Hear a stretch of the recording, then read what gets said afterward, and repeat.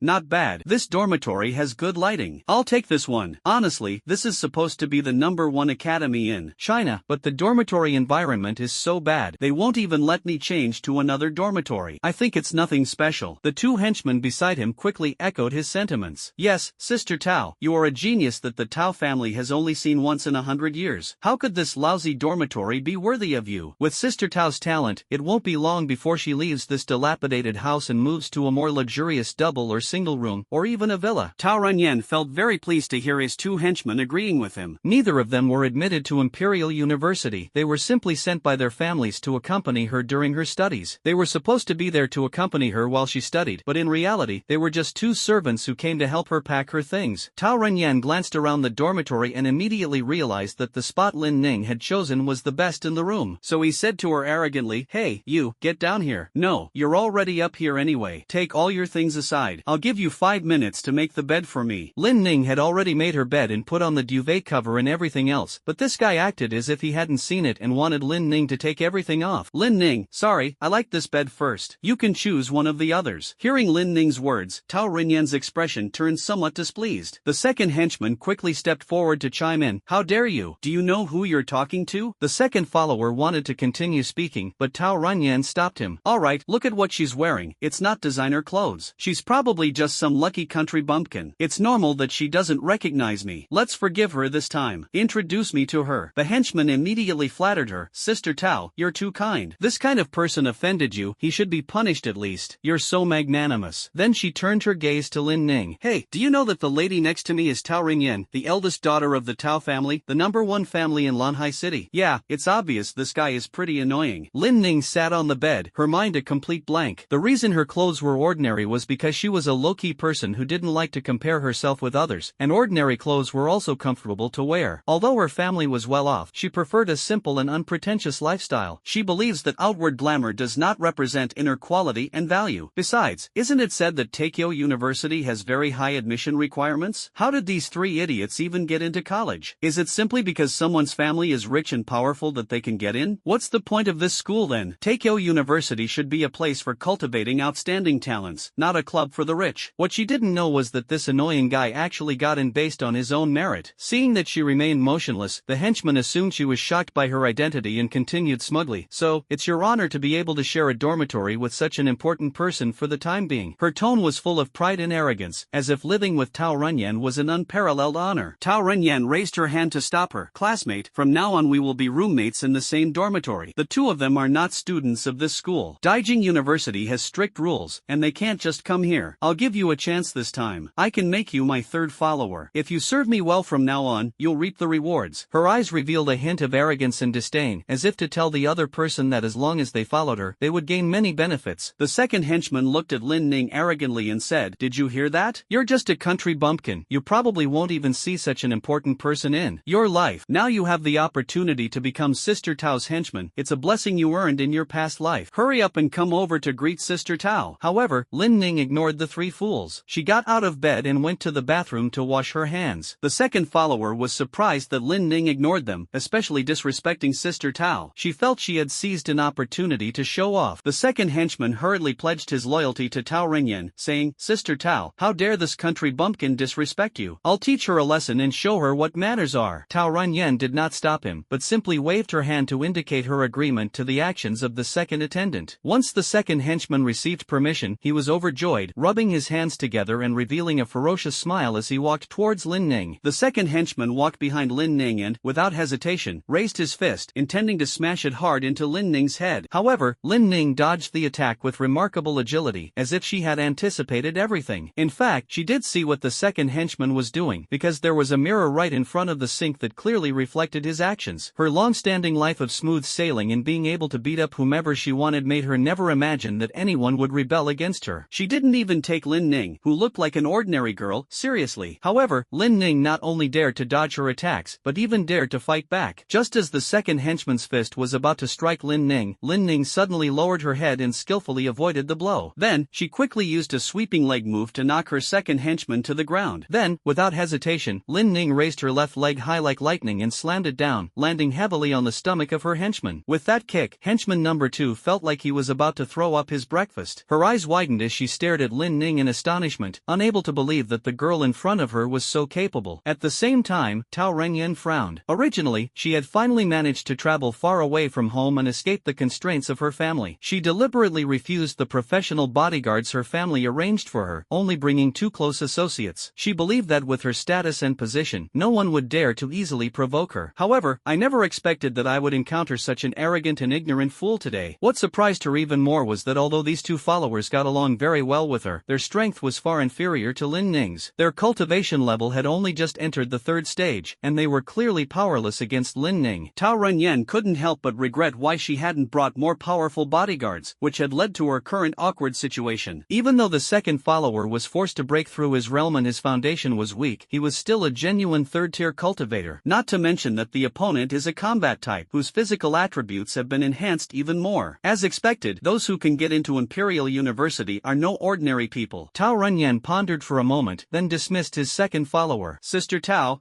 no need to say anything more. This girl is quite interesting. I'll teach her a lesson myself. Lin Ning straightened her slightly messy hair and saw Tao Renyan walking towards her. Girl, we'll be classmates from now on, so let's not make things too awkward. How about this? You apologize to me, your follower, and we'll call it even. You can still be my 3rd follower. Lin Ning straightened her title and said nonchalantly, not interested. If you're here to cause trouble, you've come to the wrong person. As she said this, she glanced discreetly at the buttons on her chest. This is what Suko bought when he went to the digital store, a miniature camera. This is because when he read novels in his previous life, he often saw the protagonist being wronged or something. Then, because of their weak strength, they had to prove their innocence or make a bet with others, and the plot revolved around that part. It was so frustrating and filled with unnecessary details, so this was specially prepared. Ensuring that evidence is still preserved even in places without surveillance will save a lot of trouble later. The main goal is to leave the author no chance to write even a single filler word. Tao Renyan was no longer the understanding person she had been just moments before. She sneered a few times, her tone filled with contempt and disdain. Heh, you're asking for it. Tao Renyan raised her hand and conjured a water bullet, which she then launched towards Lin Ning. Lin Ning had been on guard against her all along and immediately summoned a rock shield. However, the water bullet was more powerful than he had imagined. The rock shield was shattered in a single blow, and she was also blasted away by the water bullet, crashing heavily onto the sink. I rubbed my trembling left hand. It hurt a lot after being hit by a water bullet. Tao Renyan laughed triumphantly, his laughter filled with sarcasm. Ha ha ha ha, you actually dare to use such a low-level spiritual technique to defend against my heavy water? You really don't know your own limitations. The henchman laughed twice and immediately began to flatter her. Sister Tao's talent is heaven-level heavy water. The water she condenses is 10 times heavier than ordinary water of the same volume. It's extremely strong even among heaven-level talents. You actually dared to try to counter it with an F-level defensive spirit technique? You're just asking for death. The second follower added, that's right, Sister Tao's heavy water, even when used offensively, can easily break through an E-rank defensive spirit skill, let alone your trashy F-rank spirit skill. Tao Renyan's smile grew even more smug, and her eyes were filled with disdain as she looked at Lin Ning. I think you'd better kneel down and beg for mercy. Maybe then I'll let you go. Lin Ning looked at the arrogant Tao Renyan and his 2 henchmen, her heart filled with anger, but she did not show it. Instead, she calmly considered how to deal with them. Heavenly level. Lin Ning stood up stubbornly, her eyes showing no sign of fear. Although she is only a support character, she still yearns for battle. In her eyes, there is no enemy she cannot defeat. It's just that she is not strong enough or not fighting hard enough. Talent level not only affects the speed of cultivation, but also the strength of superpowers. From the ordinary level to the extraordinary level, the increase in the power of superpowers is not actually significant. Only when moving from the top tier to the lowest tier level will a significant leap in growth begin. Like her defensive aura, which could only increase defense by 20% when it was at the Zhuo level, but immediately increased to 60% when it was upgraded to the D level. This is just a small leap. As you go higher, the leaps become larger with each level increase in talent level. If her talent can be raised to the heavenly level, then the power of her defensive aura will increase to about 10 times the defensive strength. The person before her possessed heavenly level talent. Although she had fought Zheng Jianping before, she had the advantage of higher cultivation level, and as long as he didn't fly away, she could maintain a slight edge. But against this person, she knew this was going to be a tough battle. Lin Ning summoned her silver armor and then applied a defensive aura to it. Seeing this, Tao Renyan scoffed twice. So you're just a support character. I really don't know how you got into this academy. Could it be? She glanced at Lin Ning's face, the meaning of which was self-evident. Lin Ning's face showed anger, as if she had been provoked, and she attacked her with fists and feet like a madwoman. But her attacks were too haphazard. Tao Renyan dodged every punch and kick with precision. Oh dear, you're getting angry already, you little bitch. What's wrong? Did I hit a nerve? Hearing Tao Renyan's flippant voice, Lin Ning's attacks quickened, and her face grew even angrier. Tao Renyan continued to mock. I say, you're too impatient. It seems you really did sell yourself into this place, huh? Lin Ning seemed to be completely enraged. Her attacks became even more ferocious ferocious but still completely chaotic. Tao Runyan easily dodged her attacks, a contemptuous smile always on her face. At that moment, she even burst into mocking laughter. Just then, Lin Ning suddenly stopped attacking, a sly glint in her eyes. Now is the time, she silently cried out in her heart. Tao Runyan was smugly mocking Lin Ning, completely unaware of the approaching danger. Taking advantage of the opportunity, Lin Ning unleashed her true abilities, her spiritual power erupting instantly, and her punching speed suddenly increased. Tao Runyan was terrified. It was too late to dodge. Her punches and kicks became more rhythmic. She punched Tao Runyan in the stomach, punched her in the face, then grabbed her head and slammed it down, and then kneed her in the face. Immediately, blood splattered from his nose. I have to say, this guy is really physically strong. With such strength, he didn't knock out her teeth. What? You're asking how much force she used? You can tell by the cracks in her armor on her knees. Tao Runyan covered her bleeding nose, glaring at her angrily. You bitch. You bastard. How dare you hit me? She looks exactly like a shrew. Lin Ning's tone was calm and nonchalant. The first rule of combat is to never let the enemy sway your emotions and to keep a calm mind. Damn it. I don't need you to teach me. She raised her hand and released another water bullet, but Lin Ning reacted quickly and dodged it immediately. The water bullet hit the wall, instantly creating countless cracks. Seeing that the water bullets missed, she unleashed her second-tier spirit skill, Water Blade. Water blades are extremely fast, and with a weight 10 times that of ordinary water, the powerful impact combined with their sharpness would inevitably cause great damage if they hit a person. Although the dormitory was spacious, it was still a closed space, and there wasn't much room for Lin Ning to move around. After barely dodging 2 water blades, she couldn't avoid the third one. In desperation, she unleashed a rock wall to block the attack. While the rock wall shielded her from the water blades, it also blocked her view. Just as she was focused on what was in front of her, her 2 henchmen saw an opportunity, quietly crept up behind her, and grabbed her from both sides. Lin Ning was so focused that she completely forgot there were 2 people behind her and hurriedly tried to break free from their grasp. She first headbutted the person on her right, sending them flying, then used her free hand to strike the person on her left in the stomach. However, this delay caused her to miss the opportunity. Tao Runyan noticed the moment the 2 henchmen grabbed her, sneered, and raised her hand to gather strength. A bubble, 5 times larger than the previous water bomb, condensed and crashed directly into the rock wall. The rock wall shattered instantly, and Lin Ning, unable to dodge, was hit directly by the water cannon. The silver armor on her chest was shattered with countless cracks, and she herself was sent flying by the powerful force, even crashing through the wall behind her with a loud bang, before flying outside the dormitory building. The boys' dormitory on the other side. Wei Likuan frowned. It seems there was a conflict at the girls' dormitory. The 3 of them immediately thought of Lin Ning and hurriedly headed in that direction. Because the male and female dormitories were some distance apart, Suko, in order to save time, simply turned into a flash mob star and grabbed the 2 of them to rush there. Suko's current speed is so fast that when he runs, he is basically just a blue-black afterimage. When they arrived, they saw Lin Ning scratch the girl's face with a single claw. Suko felt very gratified. This child is teachable. But now is not the time for sentimentality. When friends are in trouble, they should rush to their aid. The 3 of them stood beside Lin Ning without prior arrangement. In terms of numbers, they already had the advantage. Upon seeing so many of them, the henchmen dared not cause any trouble and immediately retreated behind Tao Runyan. Tao Runyan wiped the blood from her nose and looked at Suko and the other 3. This has nothing to do with the 3 of you. I advise you to get back to where you came from, or else. Before Tao Runyan could finish speaking, Suko immediately interrupted him. He pointed his left finger at Tao Runyan and slowly said, "Look at yourself. You're disgusting. You dare to show your face in public looking like that. You." Tao Runyan was so angry that she was about to curse him out on the spot, but Suko didn't give her the chance. "What do you mean, you? You're so disgusting. You're just awful. You.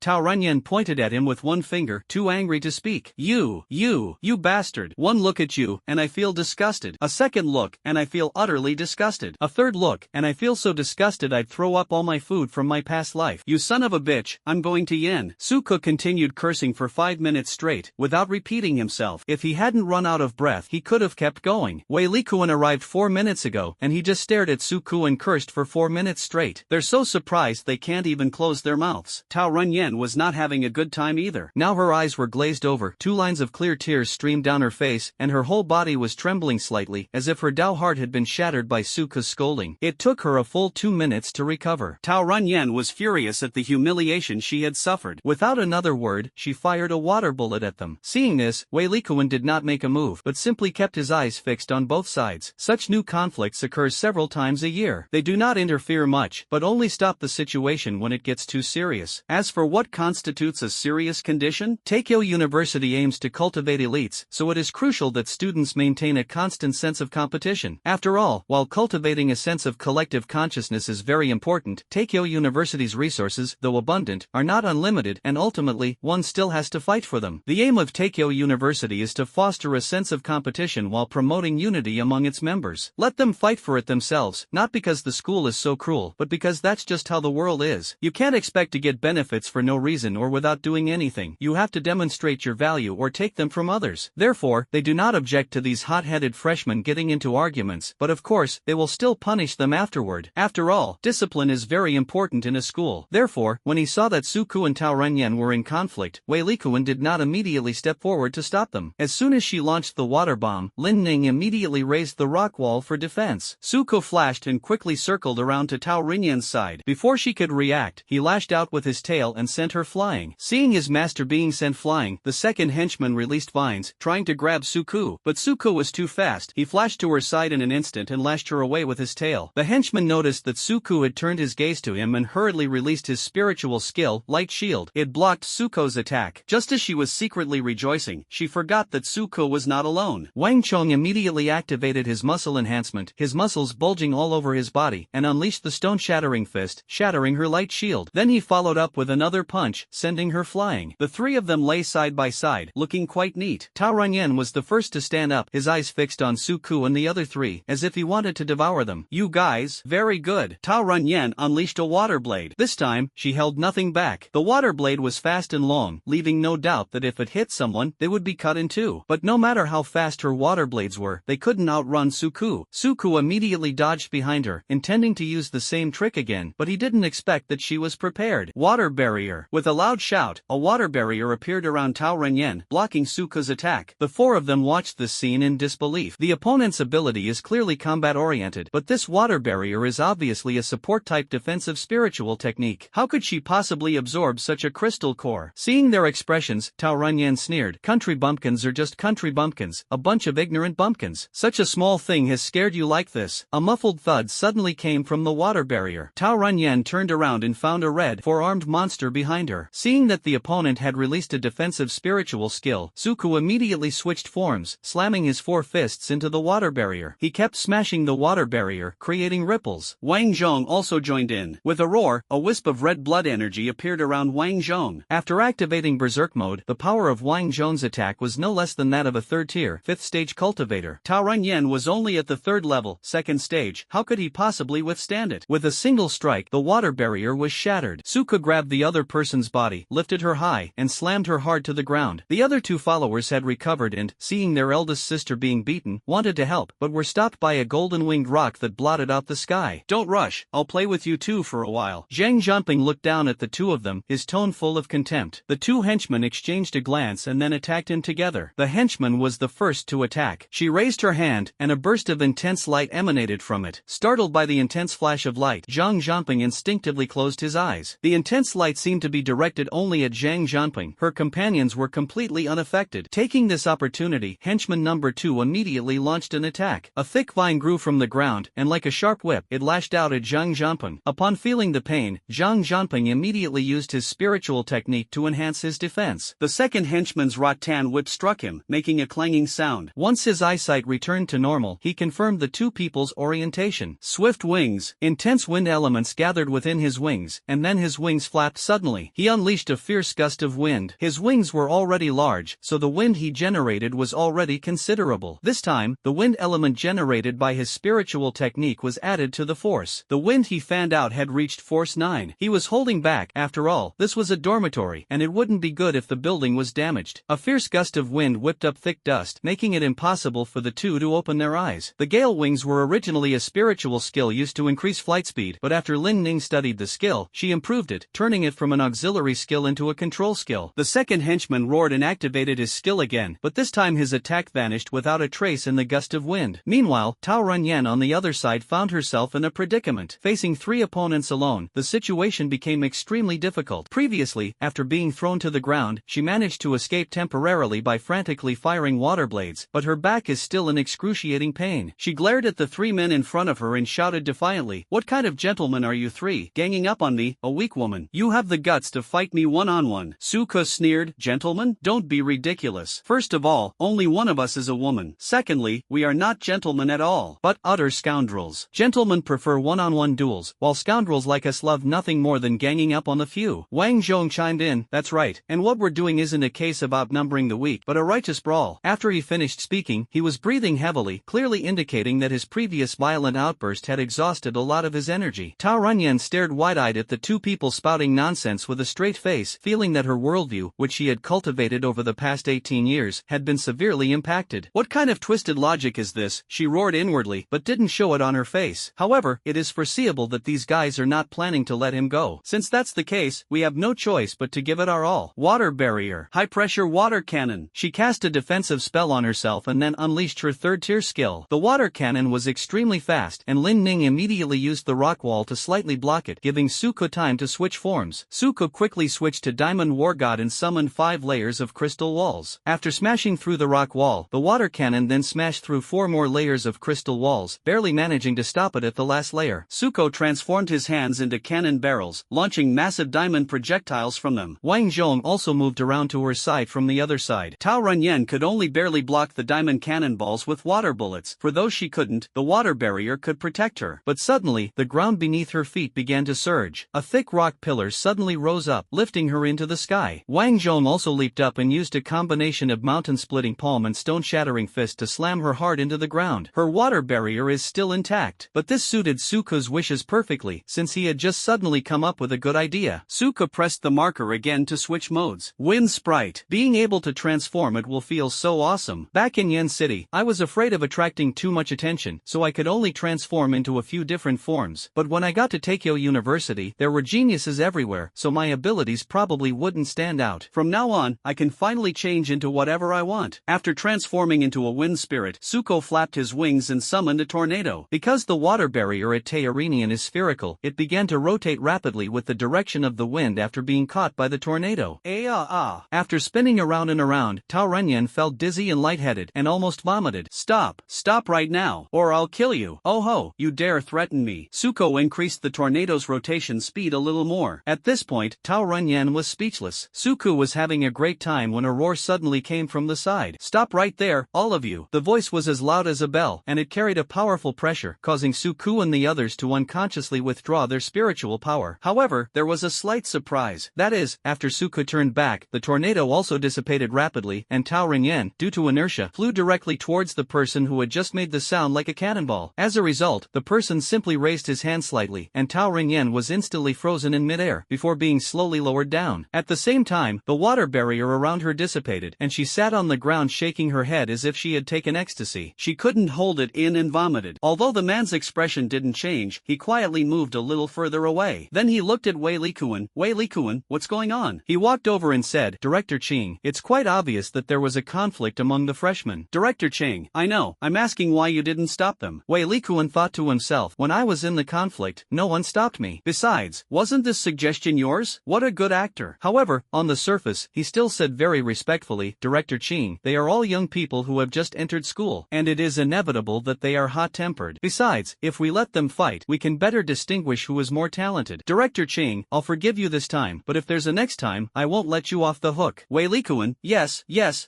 then I'll leave these freshmen to you. Goodbye, Director Ching. Wei Likuan fled as fast as he could. Then Director Ching looked at them with a serious expression. All of you, come with me to the office. Then Director Chung walked away without looking back, and the 4 of them, including Suko, quickly followed. Since Tao Renyan had not yet recovered, they had to have 2 of his followers carry her. When they arrived at the office, Tao Renyan had just recovered, but she was still a little unsteady on her feet. Suka had some doubts, wondering if he had been too rough and shaken her brains to mix them up. Director Ching was sitting at his desk. He was tall and broad-shouldered, with a square face and a stern expression. Even when sitting in a chair, he still gives people a feeling of being as steady as a mountain. He spoke slowly, his deep voice as heavy as a rock. Tell me, why did you fight? Tell me, why did you fight? Director Ching's tone was unquestionable, leaving them with absolutely no courage to lie. Us. Suko was about to speak when Tao Renyan spoke first. You're Director Ching, right? My dad has mentioned you before, saying you're the most trustworthy leader at Imperial University. You can make a decision for me. Tao Renyan cried and wiped away her tears, her voice still sobbing, as if she had suffered a great injustice. She was just ganged up on and beaten by Suko and 2 others, and Suko even made her look like a traitor. She seemed quite aggrieved. Who told her to cause trouble? She brought it on herself. Director Ching frowned and said in a deep voice, since that's the case, then you should also understand that connections won't work here. Don't give me this useless talk. Tell me quickly, what exactly happened? Tao Runyan didn't dare to delay and immediately told her what had happened. However, in her words, her taking Lin Ning's bed became Lin Ning taking her bed, her ordering Lin Ning to make her bed became Lin Ning destroying her bed, and her picking a fight became Lin Ning initiating the attack. In short, do whatever is most beneficial to them. In her words, Lin Ning was completely portrayed as the culprit. After saying that, Tao Runyan sneered inwardly. Firstly, she was the one who spoke first, and coupled with her vivid performance, psychologically, it would make people subconsciously believe her, which was very advantageous for her. I don't know if it will work, let's just see how it goes. Anyway, the conflict happened in the dormitory, and there were no security cameras. Even if they tell the truth, Director Cheng will still side with me. Tao Runyan was thinking to herself, and was even considering how to kill them after they were expelled from school. To her surprise, they didn't say anything. Lin Ning simply took out her phone, opened a video recording, and handed it to Director Cheng. Hearing their conversation coming from above, Tao Runyan's CPU nearly overheated. They even installed surveillance cameras in the dorm? Lin Ning glanced at her but didn't say anything. She just silently pointed to the buttons on her chest. Tao Runyan immediately realized that she had installed a miniature camera on her body. Are you out of your mind? Who brings a video camera to school? Tao Runyan panicked. If this happened, all the acting and lies she had just told would be exposed immediately. Director Ching's impression of her will definitely be greatly lowered. It's not a good choice to fall out with the school leaders as soon as you enroll. The video shows Tao Runyan first striking Lin Ning's water sphere, shattering her rock shield and injuring her, causing the area to turn black, leaving only her voice, because she had put on silver armor, which blocked the camera. However, based on the current footage, it is enough to prove that they started the trouble first. Director Cheng returned the phone to Lin Ning, and gave Tao Runyan and the others a stern look, at which they immediately lowered their heads. Alright, now that the evidence is conclusive, things are much simpler. This whole thing was started by Tao Runyan. However, since the senior student was right there after your conflict with them, you could have asked him for help to mediate, or you could have asked him to bring you to my office. Tokyo University has a rule that students are not allowed to fight privately. If a dispute occurs, there is a special place arranged for you to resolve it. Considering that the semester has not started yet and you are freshmen, I will not punish you severely this time. 5 points will be deducted from each of you. Also, Tao Runyan, you started this fight, so you'll be responsible for any damage caused. Anyone have any objections? No objection. I have a problem with this. Both Tao Runyan and Lin Ning said they had no objections. It was Suko who raised the objections. Everyone turned to look at him. Wang Zhong tugged at his sleeve, as if to remind him, that's enough. Director Ching, what's your name? Okay, Suko, what are your opinions? That's right, it's frustrating, just like the scenes in the novels he used to read. The protagonist did nothing wrong, he was just trying to protect his own interests, yet he was punished along with the perpetrator. I felt so frustrated when I saw this kind of plot. Now that this has happened to him, he can't let himself be so frustrated. Director Ching, to be honest, you did suffer a loss in this matter, but that's how the school rules are. Since you violated them, both parties should be punished. It's just that the party who took the initiative should be punished a little more. If you don't believe me, I'll give each of you a copy of the student code of conduct later so you can read it yourselves. Suko, I know that's the school rule, and I have no objection to it. It's just that I feel aggrieved to suddenly lose such a large sum of money. 1 point is equivalent to 50,000 huaxia coins. If each of us loses 5 points, it adds up to 1 million, which is all the wealth we have combined. We absolutely cannot afford to pay for this ourselves. Director Cheng found this student somewhat interesting, chuckled twice, and said to him, oh, but you've already been sentenced to pay your own way. Can you really expect her to willingly pay for you? Suko,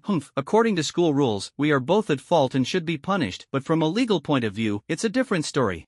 Before Director Cheng could react, Suko immediately took out his phone and dialed the police. Hello, is this the police station? I need to report a case of attempted murder. This young man. Director Cheng never expected that he would do such a thing. He has been in the profession for over 100 years, and in the past, he always obediently accepted the punishment when he encountered such situations. Even if someone was dissatisfied, he would forcefully suppress them with the school rules. Today's situation was truly the first time he had ever seen anything like it. This guy went straight to the police. Director Cheng was both surprised and gratified. Yes, it's a feeling of relief. He could tell from the kid's behavior that he was bold, decisive, and unwilling to admit defeat. People who possess these three qualities, regardless of their talent, will definitely thrive in the environment of Tokyo University. He is now very curious about how far Suko can grow in the future. I also really hope to see him grow up. After giving them the address, Suko put down his phone. He glanced at Director Cheng. Director Cheng smiled and said, don't worry, I am now the dean of students at this school, so I will act according to the school rules. But when I get to the security guard, I will be a citizen of this country and will have to act according to the law. Suko gave a thumbs up. Director Ching. That's excellent. At this point, Tao Runyan and her 2 followers were completely numb. They stared wide-eyed at the man before them, their faces filled with disbelief, thinking to themselves, this guy's thought process is just too bizarre. In this situation, most people would choose to obediently admit their mistake and let the matter rest. But this guy, instead of admitting his mistake, made things even bigger. Tao Runyan was extremely flustered at this moment. She came from Blue Ocean City, a city that was slightly more powerful than Yan City. Every few years, a regional level expert would emerge, but a regional level expert had never appeared, and she is the only heavenly level expert in Blue Ocean City. As the eldest daughter of the Tao family, the most powerful family in Lanhai City, she is undoubtedly the future heir of the Tao family in terms of status. Given her background, the family education and character development she received from a young age would have been essential. To outsiders, she has always been a well-behaved and sensible girl. However, since she awakened her heavenly level talent, the entire family's respect for her has surpassed that of the past. Even people from other families in the entire Blue Ocean City had to bow respectfully to her, and even the mayor praised her highly. From that moment on, her personality underwent a dramatic change. She began to feel that she was a genius and deserved more freedom and rights. She gradually became arrogant and conceited, looking down on everyone. So she never attended any more etiquette classes at home. Relying on her high talent, fast cultivation, and abundant family resources, she felt extremely superior. With a large supply of resources, her cultivation speed was astonishingly fast, as if nothing could stop her progress. Therefore, she had a lot of free time to play to her heart's content. However, due to being overprotected by her family since childhood, she lacks the ability to distinguish between good and evil people. Having made the wrong friends, her personality began to change. In just 1 year, she transformed from a well-behaved girl into an arrogant and domineering young lady. She had completely forgotten the teachings she received at home, and she had also thrown all the manners she was supposed to follow to the back of her mind. Her former friends now face her contempt and disdain. When her friends kindly advised her against it, she angrily severed ties with them. She knew that with her talent, she would inevitably become the most powerful being in Blue Ocean City in the future, and at that time she would not need to care about anyone's opinion. Gradually, she even stopped listening to her parents' teachings. At that time, Tao Renyan was admitted to the Imperial Capital University, which was known as the #1 university in China. She felt that she was the pride of heaven and was invincible. Her arrogance grew day by day, but now, she was afraid. Although she is usually arrogant, she is not stupid. Back in Blue Ocean City, if she got into any trouble, someone in her family would naturally step in to smooth things over. Besides, with her talent, no one would dare to do anything to her. However, this was Takeo University, and apart from her 2 followers, she had no relatives or friends and no one to rely on. Worse still, she had just clearly heard Suko's accusation against her, premeditated murder. If this charge is proven true, then her life will be completely ruined. Wait.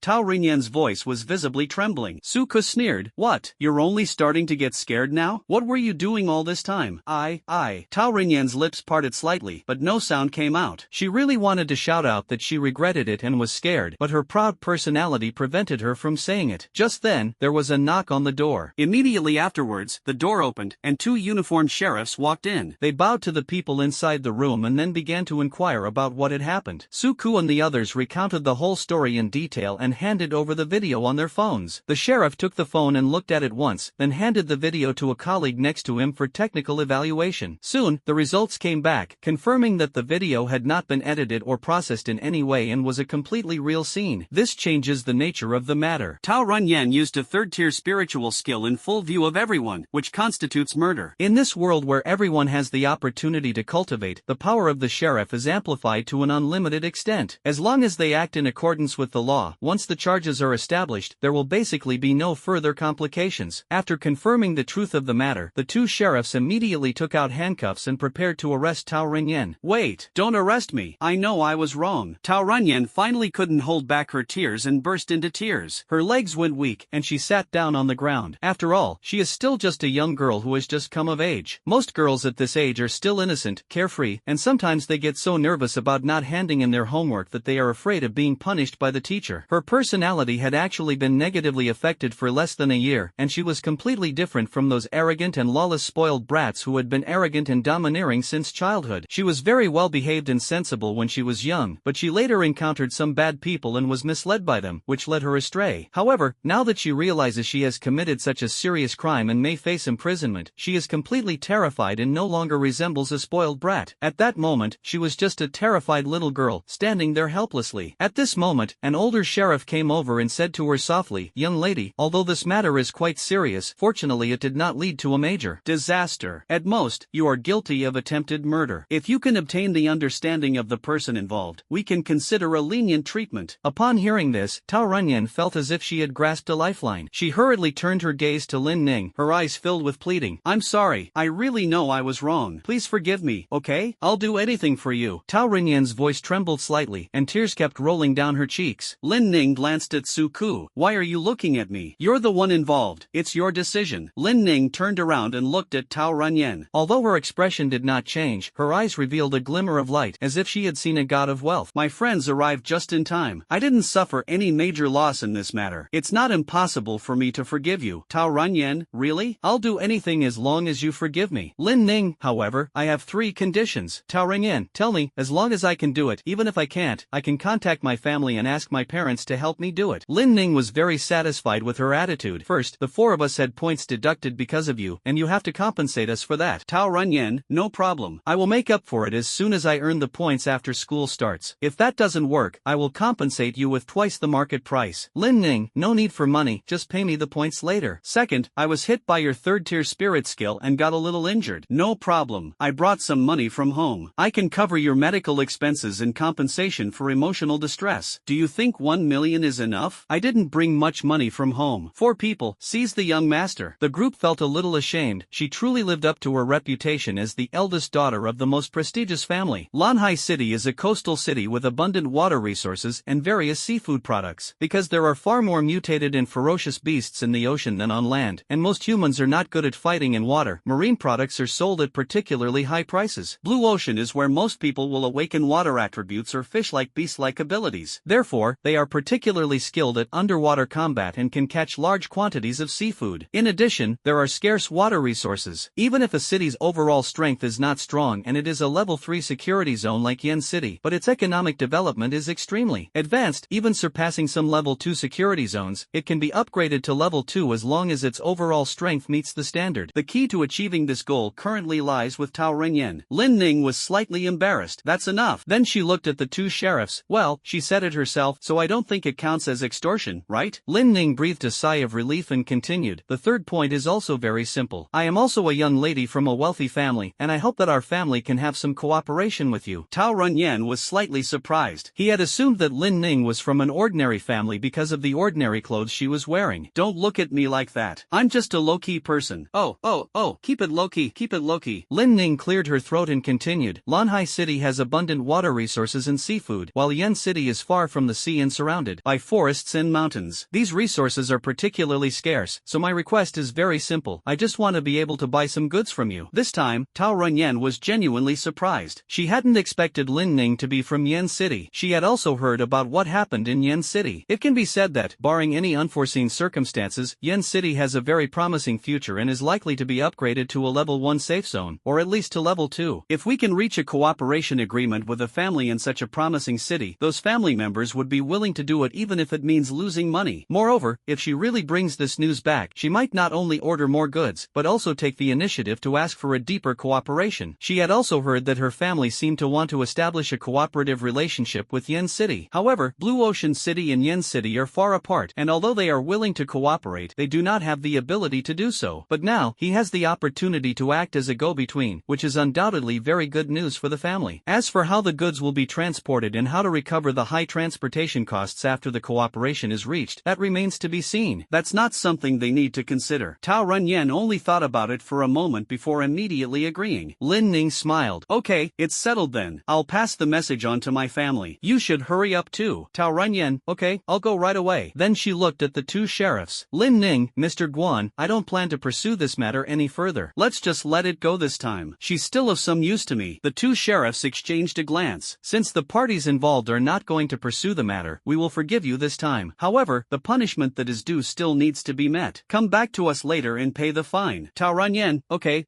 Mr. Security, I'll definitely go there as soon as I finish dealing with things here. Tomorrow, I'll definitely go first thing tomorrow morning. No need to rush, just come within 3 days. Having dealt with the matter here, the 2 sheriffs left without lingering. Tao Runyan also breathed a sigh of relief, feeling her whole body relax. However, she was startled when she saw Lin Ning's ambiguous smile. Don't worry, I promise I won't go back on my word. I can transfer the 1 million to you right now. After saying that, she asked for Lin Ning's bank card number and immediately transferred 1 million yuan to her. Lin Ning nodded in satisfaction. She was also the daughter of a businessman, so she naturally possessed the talent of a businessman. The moment she said she was willing to compensate, Lin Ning's business acumen immediately kicked in. For businessmen, there are no permanent enemies, only permanent interests. Moreover, Blue Ocean City is stronger than Yen City, and the top families there are not people Lin Ning's family can afford to offend. Rather than provoking a powerful enemy, it's better to maximize your own interests. This would not only allow the family to expand into a new business avenue, but also provide them with a powerful partner. Why not do it? Lin Ning transferred 500,000 yuan to Su Ku on her phone. Su Ku didn't say anything. After all, he knew the reason. Since Su Ku bought the camera, and he was the one who had the courage to make a big fuss after the punishment was handed down to give Lin Ning such a good opportunity, it's only right that she get half of the money. Director Qing gave each of the 5 students a student handbook. Since you're here too, I'll give you this. The school rules are all written on it. Take it back and study it carefully. Su Ku will have to study it carefully and be familiar with the rules in order to find loopholes to exploit. Director Qing, you brat, is it appropriate for you to say that to my face? Su Ku shrugged. What's inappropriate about it? You set the school rules. If I find a loophole to exploit, it's your oversight, not my fault. Director Cheng smiled helplessly. Alright, if you really find a loophole, that's your skill. But you can only exploit it once, because once a flaw is discovered, we will definitely fix it immediately. Su Ku, one rule allows you to use the bike once, but there's more than one rule here. Besides, sometimes one time is enough. Su Ku glanced at it casually and then closed it. By the way, Director Cheng, there's something I'm curious about. Could you please answer it for me? Director Cheng, it is our responsibility as teachers to answer students' questions. Even though school hasn't started yet, you have already completed the enrollment procedures and are now our students. Go ahead and ask. Su Ku, when I looked at Tao Ranyan before, she was clearly a combat-type psionic user, so why was she able to absorb support-type skill cores? Director Cheng, this is very simple. You will be taught this knowledge after the start of the semester. I'm just telling you in advance. Director Cheng explained the classification of skill crystals to them. After listening, Su Ku and the others finally understood the reason for the matter. Skills within the skill core are categorized into 3 types: combat, general, and support. Logically speaking, combat-type monsters can only absorb combat-type crystal cores. Wang Zhong's amplification is a universal type, and different people will have different effects from absorbing it. For example, Wang Zhong's absorption can improve his physical fitness. If Lin Ning were to absorb it, it would increase her defense by 30%, which is higher than her original top-tier talent. Fireball, or Berserk, or Steel Temper, which only enhance physical attributes, belong to the combat type. Water Barrier, Silver Skin, and Healing Technique are considered auxiliary skills. Each person can absorb a fixed type of skill core based on their superpower, but there is one thing that can break this rule: a rare mineral with no veins. However, regardless of the type of mineral, there is a tiny chance that a spirit stone could be formed from its veins. From ordinary iron and copper mines to powerful ores used by psionicists, such as Crimson Flame or in Mystic Ice Ore, it's possible to mine spirit stones from any type of ore, but the higher the grade of the ore, the higher the probability of mining them. However, this probability is only relatively high. For example, the capital city of Beijing is the safest zone with the most developed economy and the most powerful people in China. In this place, no more than 10 spirit stones will appear on the market each year. It can be said that each one is priceless. As long as the psionicist absorbs the fusion stone along with the skill, it can help them transcend skill types and absorb skill cores of other types. In a small place like Yen City, let alone having the goods, they've never even heard of them. However, considering that Yen City is surrounded by forests and mountains, there should be plenty of minerals. It has been mined for hundreds of years, so there should be at least a few spirit fusion stones produced. After all, this thing is so precious, the news couldn't possibly get to their ears. After the matter was over and they left the office, Wei Likuan reappeared. Su Ku said irritably, "Hey senior, that's not fair of you. You just ran off all by yourself." Wei Likuan scratched his head. Hee, there's nothing we can do about it. Situations like yours happen every year. Director Cheng specifically instructed us to do this. I was just playing along. The 4 of them continued to look at him with those condemning eyes. 4 people, degree.